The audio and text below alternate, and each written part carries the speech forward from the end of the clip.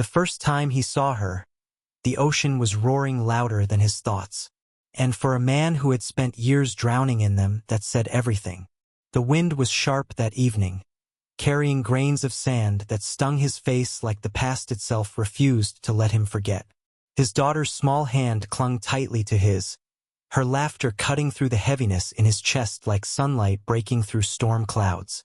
He hadn't smiled in days, maybe weeks, but watching her chase the waves, he felt something shift. Not healing, not yet, but a crack in the wall he had built around himself. If you believe in kindness, second chances, and the quiet miracles life brings when we least expect them, take a moment right now to like this video, share it with someone who needs hope, and subscribe to the channel. Stories like this remind us that sometimes life reaches out and pulls us back when we didn't even realize we were sinking. He was a single father, not by choice but by tragedy. 3 years ago, his wife passed away after a sudden illness, leaving him alone with a 2-year-old daughter and a grief so heavy it felt like a second skin. He had no time to fall apart, no space to break down. Every morning he got out of bed not because he wanted to, but because a tiny voice called him Papa with complete and total trust. That trust became his only reason to keep going. Balancing work and fatherhood was a daily battle he never felt like he was winning. He worked long hours at a demanding corporate job, dragging his exhaustion home each night only to be met with bedtime stories, spilled milk, and little arms that wrapped around him like he was the safest place in the world. He felt like a fraud in those moments. Safe. He didn't even feel safe inside his own head. At work, things were no easier. His boss had a reputation for being cold, distant, and impossibly demanding. She was someone who valued results over excuses and precision over emotion. He had seen her only a handful of times in meetings, her sharp eyes sweeping the room like she could see straight through everyone's weaknesses. To him, she existed in a completely different world, untouchable. And yet there she was, standing at the edge of that same beach, barefoot, alone. He didn't recognize her at first. Without the formal clothes, the perfectly styled hair, and that commanding office presence, she looked like a different person entirely. Her hair was loose, blowing in the wind, and her eyes were fixed on the horizon like she was searching for something she couldn't put into words. He tried not to stare. People deserve their space, especially people like her. But then she turned and their eyes met, and in that brief moment something unexpected passed between them. She smiled. Not the polished, controlled smile he'd seen in the office. This one was soft, almost fragile, like she wasn't used to letting it show. For reasons he couldn't quite explain, it made his chest tighten. His daughter ran toward the water, nearly losing her footing, and he moved fast to catch her. The woman stepped forward too, instinctively, as if ready to help, then stopped when she saw he had it handled. There was a quiet understanding in her expression, something that felt strangely familiar and comforting. Days later, he would look back and realize that was the exact moment everything began to change. They didn't talk right away. It started with small glances, then brief nods, then the kind of silence that doesn't feel empty but shared. His daughter, of course, had no concept of boundaries. She waved at the woman, giggled when the wind swept hair across the woman's face, and eventually wandered closer, curiosity winning out over shyness. The woman crouched down to her level, her expression softening in a way he had never seen before. And for the first time, something broke through that composed exterior. It wasn't just kindness. It was longing. He felt it immediately. The way she watched his daughter play. The way her eyes lingered just a second too long. The way her smile faded when the little girl ran back to him. It wasn't envy. It was something deeper. Something that carried a quiet and unmistakable ache. Then she spoke.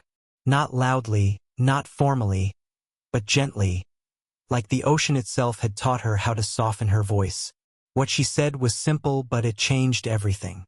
She told him she used to come to this beach with someone she loved.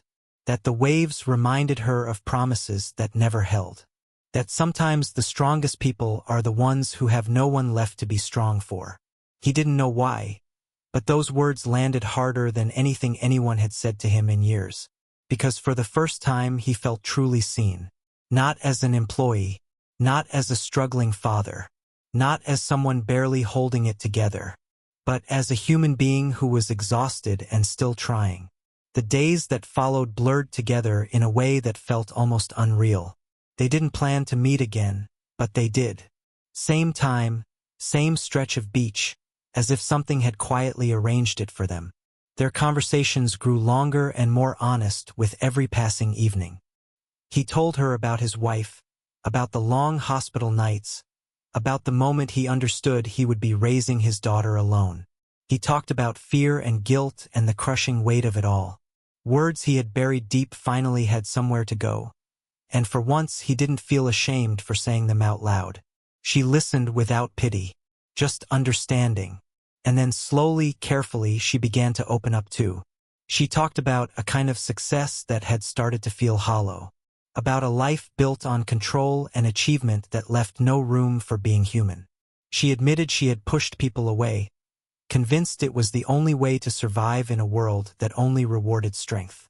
But standing there barefoot in the sand with salt in the air, she confessed something she had never said out loud before. She was tired of being alone. That was the moment he felt it. Not just admiration or connection, but something deeper. Something that scared him. Because falling in love was not part of the plan. He had told himself that his life now was about sacrifice, about being a father, nothing more. Love belonged to a chapter that had already closed. And yet here he was, smiling again, laughing again, feeling again. But life has a way of testing the things that feel too good to be true. The truth came crashing in on a Monday morning. He walked into the office already late and already stressed, only to find a meeting on the calendar with senior management. He took his seat without looking up until a familiar voice filled the room. His heart dropped.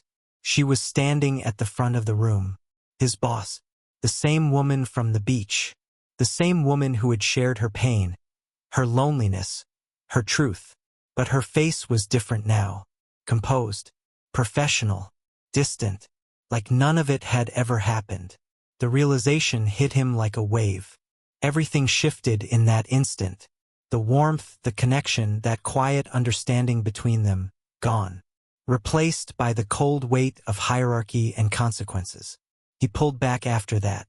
At work, he kept to himself, speaking only when he had to, never quite meeting her eyes. At the beach, he stopped going altogether. Felt easier that way. Safer. But safe didn't mean right. Because every night he found himself going back to her words, her smile, the way she had looked at his daughter like she was seeing something rare and precious. And every night the ache grew a little stronger. Weeks passed before he saw her again outside the office. She was standing right where she had been the first time, by the water, waiting.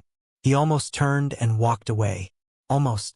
But something in him wouldn't let him do it again. When he walked over, she didn't pretend.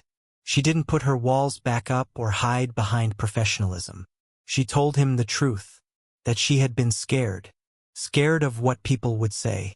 Scared of what it would mean for her career, for her reputation, for how messy everything might become. She admitted she had tried to convince herself that what they had shared was just a moment, a coincidence, something that would pass on its own. But she couldn't do it. Because for the first time in a long time something had felt genuinely real.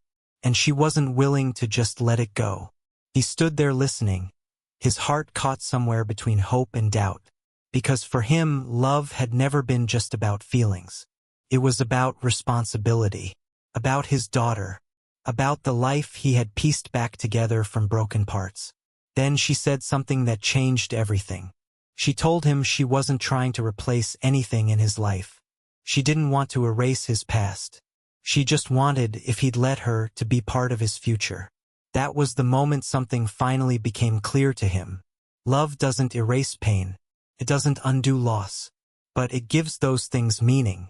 And maybe, if you're lucky, it gives you the courage to try again. If this story has touched your heart, take a moment to like, comment, and share it with someone who still believes in love after loss.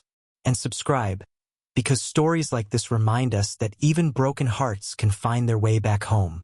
He didn't answer her right away. He looked at his daughter first, laughing as she chased the waves, completely unaware of everything that had just passed through his heart. Then he looked back at her, not as his boss, not as a stranger, but as someone who had seen him at his lowest and still chose to show up. That was enough. Before we get to the ending, here's a small request. Drop one word in the comments that describes how this story made you feel.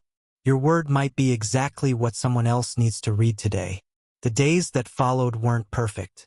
They were messy and complicated and full of things neither of them had anticipated. Navigating work and a personal life that had now quietly overlapped took real care. There were boundaries to figure out, eyes they knew were watching, and moments where doubt crept back in. Moments where the past threatened to pull him under again. Moments where fear whispered that it was all going to fall apart. But there were also quiet dinners and shared laughter and glances across a room that said everything without a single word. And slowly, something real began to grow between them. Not a rescue, not a replacement, partnership, a second chance neither of them had been looking for. Years later, he would come back to that same beach. His daughter running ahead of them, her laugh carried off by the wind. Her walking beside him, close enough that their hands touched without thinking about it. The waves still crashed. The wind still bit at their faces. But his heart felt different. Whole. Peace. Because sometimes life doesn't hand you what you planned for. It gives you something better. Something you never saw coming.